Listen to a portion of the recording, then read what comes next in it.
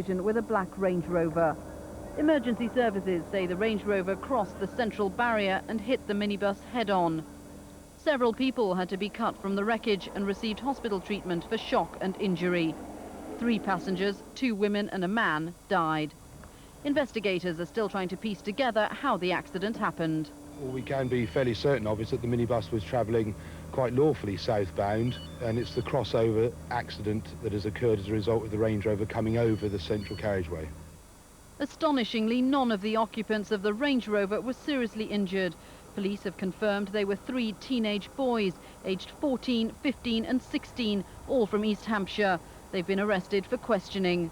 With all 3 too young to drive, officers haven't ruled out the possibility of a tragic accident caused by joyriding.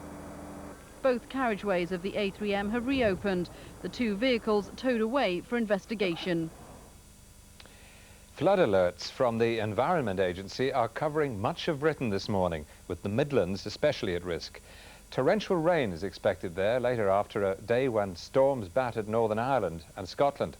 A man was blown into a river and drowned near Edinburgh. Transport links were disrupted and 13,000 homes were affected when storms blew down power lines. Our Scotland correspondent Linda Kennedy reports. Across Scotland, almost no town was left unscathed by the storms, but the west coast feared the worst. Here in Largs, even Christmas lights were torn down by 70-mile-an-hour gales. And high winds caused high drama over the busy motorway linking Glasgow with Edinburgh. Only the crash barrier stopped these lorries being blown onto the road below. Until they were righted, the M8 was shut. At the Forth Road Bridge, they were taking no chances. High-sided vehicles were simply not allowed to cross. Minor roads were also badly affected as the flooding worsened. But even travelling by foot was hard today, as shoppers on Edinburgh's Princess Street found. For rail passengers too, there were problems. Stranded on the East Coast Line after power cables were brought down. The government will today unveil a new and faster way of linking job seekers with potential employers.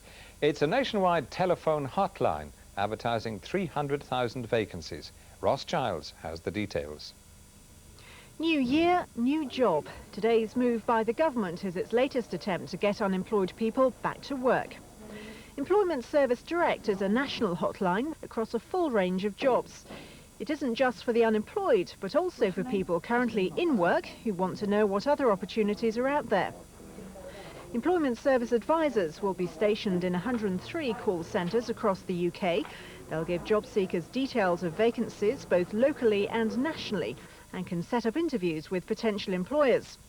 So far, though, it's just a temporary scheme. We'll be running this hotline through till March, obviously evaluating how it goes. I hope it's going to be very successful and will become a permanent feature of the system, but that depends on how it works out. As 1999 gets off the ground, the economic uncertainties and job loss announcements of 1998 are still fresh in everybody's minds. This new dial-a-job service is the government's one-stop shop to try and prevent the number of jobless rising as the economy slows down. Ross Giles, ITN, at the Department of Employment. The Financial Services Authority will dismissed PC Kenneth Borman. The 2 were sentenced to 4 months in prison by a stipendiary magistrate at Chelmsford. PC Stephen Hopkins, who received a community service sentence, can remain a police officer, but he's been reprimanded and banned from working with dogs. All 3 were instructors at the Essex Police Dog Unit at Sandon. It's alleged they sanctioned a controversial control method, which involves suspending aggressive dogs by check chains and kicking them. One dog, Asa, seen here as a puppy, later died. The Chief Constable of Essex, David Stevens, held separate disciplinary hearings for each of the 3 men. He clearly rejected suggestions that a decision be postponed pending legal appeals. A judge at Chelmsford Crown Court is due to preside over appeals by the 3 men next month. Essex Police have announced that the dog section is to have a new head. An inspector, said to have 10 years' experience, has been appointed to the post.